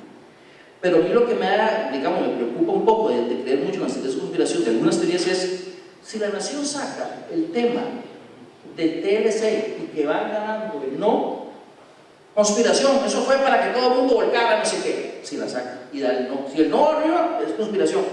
Si saca y el candidato de gobierno va arriba, a ver, es que no, está mal. Si no la saca, no, es que está mal. Bueno, entonces, ¿qué hacemos? Si la sacamos, está mal. Si no la sacamos, está mal. Si la sacamos y va arriba, el que nosotros creemos que la Nación no apoya, está mal. Y si la sacamos y el que va arriba es el que la Nación apoya, está mal. Mejor lo que hace es que no nos saca y ya se acabó. Perdón, una cosa más, disculpe. El caso de su profesora me pareció. Usted tiene derecho a no dudar. Yo le puedo decir que yo sí dudo porque yo estuve ahí. Yo fui actor de primera línea, sé lo que ocurrió, y yo también trabajé con TLC, cualquier tema que se tocara, y nunca me dijeron, no, nuestra línea es esta. Nuestra línea es esta. De hecho, algo que me enorgullece particularmente es que yo fui uno de los que estuvo a cargo, junto con otro compañero más, el tema de la cobertura diaria del TLC, los momentos previos, y el Tribunal Supremo de Elecciones, en un informe que hizo posteriormente, dijo que el único medio, está graficado, el único medio que tuvo una total, igual cantidad de noticias positivas y negativas con respecto al tema, negativo, las noticias relacionadas al sí y al no, fue Canal 7, el único. Muchas gracias. Voy así porque son varios y quiero referirme a todos. Lo que Diego hablaba de la separación de la línea editorial de la línea informativa, yo ahí entro a valorar lo ideal y lo real. Lo ideal sería que haya una línea editorial totalmente separada, incluso gráficamente o en el tiempo, si es en televisión o en radio, en donde se exprese la línea editorial de cada medio y haya una línea totalmente aparte en donde se exprese la línea informativa con las características de independencia e imparcialidad que tiene. Viví en La Nación el intento que hizo la empresa por separar ambas ramas. Se creó una dirección editorial y se separó de la dirección informativa, y ustedes no saben el desorden que eso generó. O sea, es desamarrar los intereses internos, generar un conflicto interno porque nos tocaba la línea informativa independiente, esa que siempre pregonamos y que tratamos de mantener, y de pronto la línea editorial salía con todo lo contrario de lo que las notas reflejaban. Entonces el público nos llamaba a cuentas, o sea, ¿a quién le creemos? ¿Al editorial o a la nota? Y el título de primera decía una cosa y en el editorial se pronunciaba un contrario. Bueno, para nosotros fue una experiencia dura, pero satisfactoria en el fondo. O sea, manteníamos una línea informativa muy prístina y que nos daba mucha credibilidad. Y bueno, y el intento de la parte editorial por mostrar su opinión, independientemente de lo que los periodistas trabajáramos, funcionó. Creo que funcionó en ese momento hasta que llegó a cierto conflicto empresarial, y hoy día la persona que ejercía la parte editorial es el director informativo también, y no han nombrado a nadie en la parte editorial. O sea, yo creo que se volvió al origen, en donde en tiempos de don Eduardo Ulibarri, el profesor que ustedes deben tener referencia, don Eduardo era el que manejaba la línea editorial y manejaba la línea informativa, y lo hacía bien, creo yo. Nos mantenía en la redacción independientes de lo que pensaran los dueños, y puedo dar fe de 20 años de que, con 2 o 3 excepciones, no hubo injerencia de la parte propietaria sobre la parte informativa, y en las excepciones que se dieron ni siquiera fueron cuestiones, digamos, de gran peso. Algún día se los puedo contar. Otro punto, publicar los dueños. ¿Quiénes son los dueños de los medios de comunicación? La Nación lo hace desde hace 2 décadas o 3 décadas, una vez al año está obligado por estar en bolsa de valores a publicar la lista de todos sus dueños. Es fabulosa. Yo todavía saco, no me acuerdo la fecha, pero saco para leerme las 4 páginas en letra de 5 puntos para ver quiénes son los dueños. Y algunas son sociedades anónimas. Antes entraba a ver quiénes eran las sociedades anónimas. Entonces es apasionante, como apasionante siempre ha sido para mí como periodista leerme las esquelas de difuntos. A veces parece como muy superficial, pero los periodistas que tenemos un poquito, que siempre hemos tratado de tener olfato, les recuerdo así muy brevemente uno de los mayores casos de narcotráfico y de vínculos del narcotráfico en este país en los años 80 se descubrió gracias a la lectura de una esquela, de una serie de esquelas. Ricardo Allen León era una figura muy conocida en aquel entonces, en la época de los 80. El gobierno de Oscar Arias lo apoyó, fue parte de su estructura y se le vinculó con el narcotráfico, pero nunca se pudo desentramar cuál era la telaraña de empresas por las cuales movía la plata y lavaba la plata. Pero se le murió la abuelita. No, la abuelita. Y entonces, de pronto apareció en La Nación durante 3 días casi, todos los días 5 o 6 esquelas. Y cada una era empresas, sociedad tal, lamenta la muerte de fulanita de tal, abuelita de nuestro presidente Ricardo Allen León. La empresa tal lamenta la muerte de la abuelita de nuestro presidente.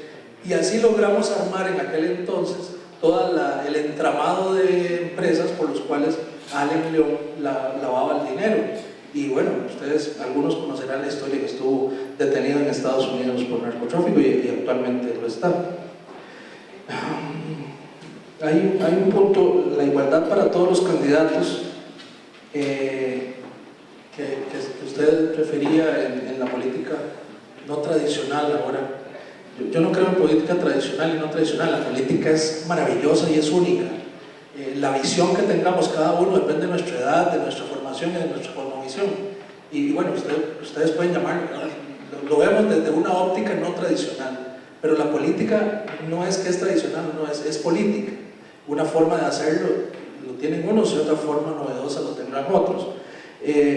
Pero yo creo que evolucionamos a la era más digital todavía, y las opciones que nos va a dar la televisión digital muy pronto en este país nos van a permitir, creo, desde el punto de vista de medios de comunicación televisivos, adaptar formatos en donde todo el mundo pueda expresar sus ideas, mostrar sus propuestas, hablar, verlos, discutir y conversar, porque la maravilla esta de poder tener infinidad de canales de una sola misma empresa nos va a poder, algo va a pasar. Yo creo que evolucionamos hacia un formato más democrático de divulgación.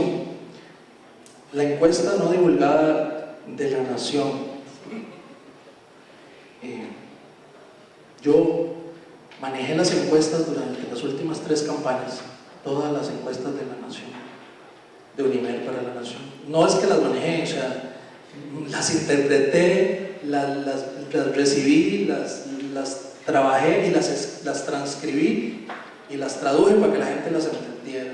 Traté, yo creo que algo logramos, pero es todo un mundo complejo e interesante, y me tocó durante todas estas campañas vivir al menos en 2 ocasiones donde la empresa, una en que decidió que no se iba a hacer una última encuesta. En 1998 se decidió que no se le pidió a Unimed no hacer la última encuesta. Ustedes saben que el código establece un último día para publicación de encuestas, y esa es una decisión editorial, empresarial, y se le dijo a Unimed: no haga la última encuesta, más vale mucha plata. Y se analizó periodísticamente por el criterio que hablaba Rodolfo, y se decidió que no. Se decidió a tiempo y fue una decisión interna. No había redes sociales. También eso, o sea, el boom de por qué la Nación, por cómo la gente se da cuenta que la Nación no publicó la encuesta, la última encuesta. Bueno, porque existen las redes sociales y porque hay personas interesadas puyando para que esto saliera, y había una gran expectativa para que la última encuesta saliera.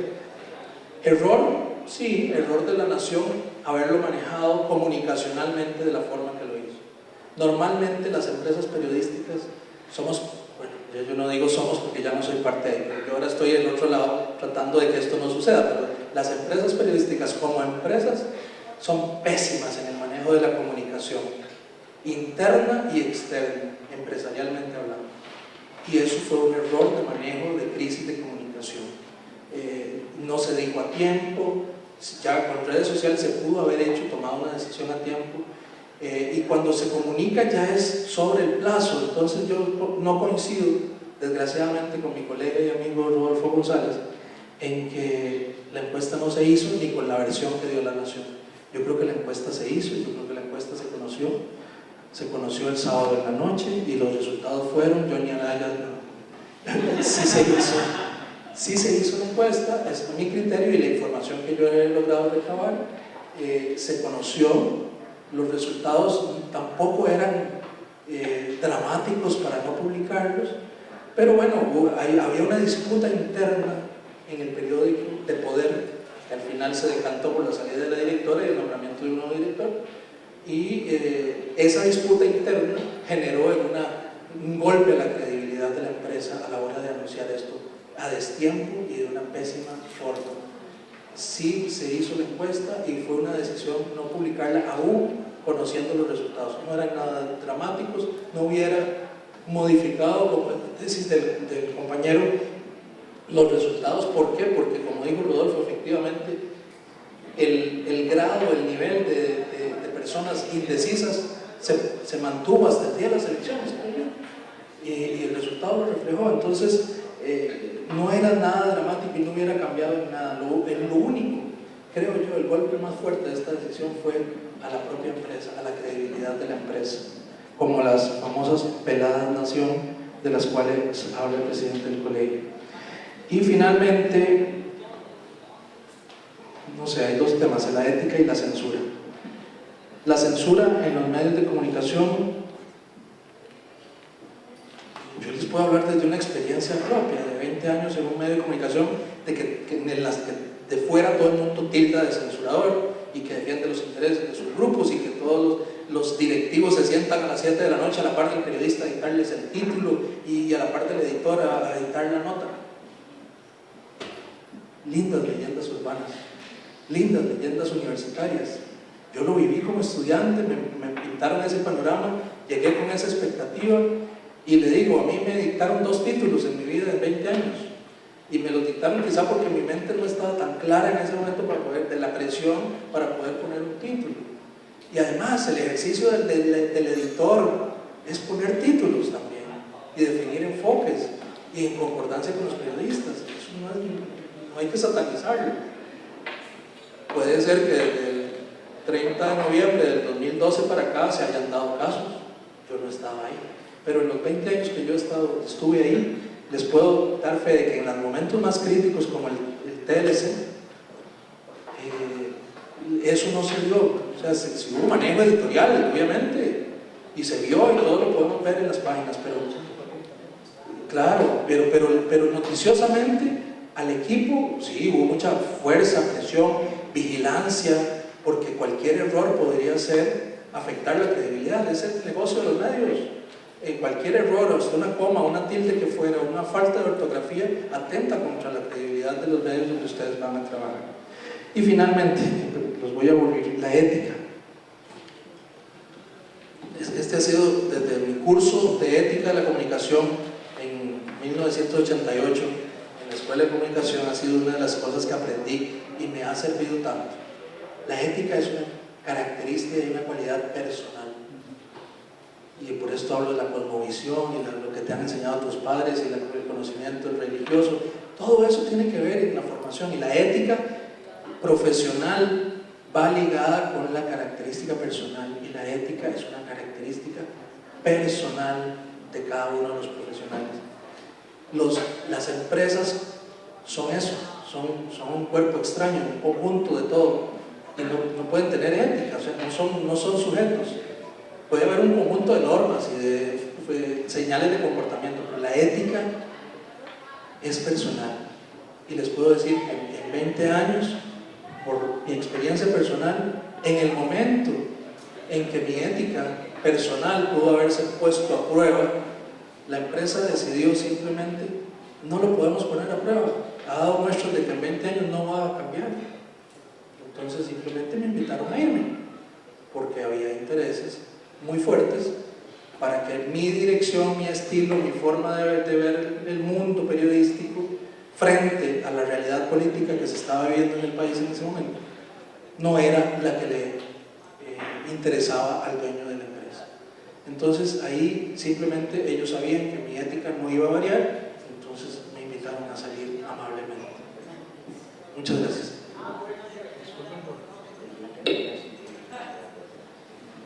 Bien, hemos escuchado, ¿verdad?, las posiciones, las respuestas y también su opinión al respecto de los temas que ustedes han planteado. En mi caso, ¿verdad?, fui invitada a este debate simplemente como moderadora. Pero yo quisiera pensar, el problema es que ustedes nombran como moderadora a alguien que es periodista, y esto es, ¿verdad?, pues uno como que está. Entonces yo quisiera pedir a los organizadores, ¿verdad?, que me dieran simplemente unos minutos para dar mi opinión al respecto de todos los temas que se han vertido aquí. La primera, evidentemente, como profesional en el mundo del periodismo, la segunda también como profesora en los cursos de periodismo de la escuela y como directora del programa de posgrado en comunicación. Bien, a mí me parece que hablamos de dos cosas diferentes. Una cosa es la ética de los medios periodísticos y sus intereses políticos y económicos vinculados a ellos, y la otra cosa es cuando hablamos de los periodistas. Los periodistas sí somos actores en la medida en que intervenimos en el proceso de la construcción de la información y de la comunicación. Somos jueces también porque nuestra obligación es contrastar la información a través de la investigación, y ahí nosotros decidimos qué es lo que está o que subyace detrás de las distintas informaciones que nos han dado las fuentes a las que hemos consultado. Y por supuesto somos verdugos porque de alguna manera los periodistas tenemos y debemos ser críticos con la actuación de los poderes públicos. Bien, otra cosa son los medios de comunicación. Son empresas periodísticas, sobre todo aquellos medios que son de una propiedad privada y que vienen definidos aquí y en todo el mundo por la política editorial. Es verdad, es cierto, no hay ningún medio que no tenga política editorial. Hasta el semanario, efectivamente, ¿verdad? O las radioemisoras de la universidad o Canal UCR. Hay una línea editorial y, por tanto, a través de esta línea editorial se construyen las rutinas informativas. Y los periodistas, voluntario o involuntariamente, si queremos trabajar en ese medio, entramos en esas rutinas informativas. Y por tanto ahí nos comprometemos efectivamente con esa política editorial. Política editorial que responde a intereses políticos, a intereses, a mi manera de ver, a intereses comerciales, y efectivamente la publicidad es uno de los mayores condicionantes. Evidentemente, tú vas a sacar una noticia contra una empresa vinculada al grupo accionarial, evidentemente no la vas a sacar, pero tan solo eso. Recuerdo, por ejemplo, evidentemente mi experiencia de periodismo en el país país no es nada comparable a la que han tenido los señores que me han precedido, pero sí la he tenido tanto en medios de comunicación privada, como fue en el grupo radiofónico TVC a través de Econews, o como ha sido después en Noticias Universidad. Pero en España también lo tuve, ¿verdad? Uno de los atentados de ETA más sangrientos, que fue en el Hipercor, ¿verdad? Que era una de las empresas vinculadas al Corte Inglés, el mayor emporio, ¿verdad?, de almacenes por departamentos. Evidentemente, en el momento en que ETA avisó de que había puesto una bomba en el subterráneo del Hipercor, y los directivos, evidentemente bajo las directrices que le había dado el Consejo de Administración, dijo: no ordenen la evacuación. Creemos, ¿verdad?, que podría ser una falsa alarma. Estalló la bomba, fueron más de 300 muertos, centenares de heridos, del cual yo me escapé por pelos. Y inmediatamente, ¿verdad?, el Corte Inglés dijo: en este momento, si ustedes, los medios de comunicación, que estábamos allí todos, dicen que había llegado la información antes de que estallara la bomba, inmediatamente el Corte Inglés saca toda la publicidad de todos los medios. Ningún medio lo dijo. Ningún medio.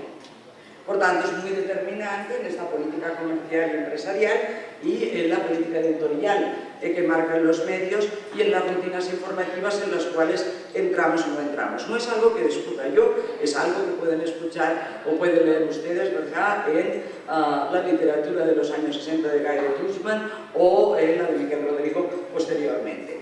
Es decir, las rutinas informativas existen, la autocensura viene precisamente por entrar, insisto, voluntario o involuntariamente en estas rutinas informativas y lamentablemente la cosa funciona así. Pero no es la única manera de funcionar y ahora estamos asistiendo a fenómenos realmente importantes.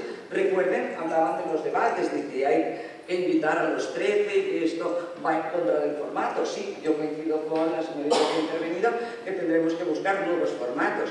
Por ejemplo, las emisoras de la Universidad de Costa Rica lo que hicieron fue invitar a los líderes de las organizaciones sociales, a los 13 candidatos, que por cierto solo acudieron 9, faltando algunos, ¿verdad? Pero, y precisamente fueron los líderes de estas organizaciones sociales o miembros incluso, ni siquiera pero que iban desde la Iglesia Católica, la Iglesia Luterana, las trabajadoras del sexo, representantes, ¿verdad?, de las organizaciones de las lésbicas, en fin, todo el mundo que se puedan imaginar. Y el programa fue muy interesante porque ya no éramos los periodistas ni siquiera los candidatos los que manifestaban era el idílico programa de gobierno que querían, sino que eran las organizaciones sociales que les preguntaban: ¿usted qué piensa? Recuerdo, por ejemplo, la intervención de las trabajadoras del sexo de la organización La Sala, que le dijo a los candidatos: señores, yo tengo un gran problema. Las trabajadoras del sexo votamos, y ustedes nos vienen a pedir nuestro voto, pero ustedes lo que no saben es que nosotros nos lavamos la vagina en una palangana. No tenemos medios de... así, con estas palabras. Y ustedes, en su programa, o lo que nos dicen, no tienen ninguna respuesta para nosotros, pero quieren nuestro voto. Realmente impactante muchísimas de las preguntas, ¿verdad? Quizá podríamos cambiar los formatos, quizá los podríamos hacer de otra manera que realmente supusiese también una innovación y nuestra audiencia estuviera más interesada por estas cuestiones concretas que no simplemente por conocer planes de estudio, que son promesas que no siempre, desgraciadamente, se cumplen. Esperemos que la nueva administración, efectivamente, por lo menos lo intente. Por mi parte y por agradecerle a los invitados, ¿verdad?, que han estado aquí y también agradecerles que me hayan dado la oportunidad de manifestarme en estos pequeños minutos. Le paso entonces ahora la palabra a una de las organizaciones. Bueno, muchas gracias, Silvia, y a los expositores de esta noche. Queremos invitarlos a la próxima mesa redonda que será el 14 de mayo en el mini auditorio de Ciencias Sociales, ahora sí, en el edificio siguiente, en la cual se abordará el tema de las estrategias publicitarias de los partidos políticos. Muchas gracias a todos ustedes por estar acá y los invitamos a un refrigerio que muy amablemente nos ha ofrecido el Colegio de Periodistas. Buenas noches.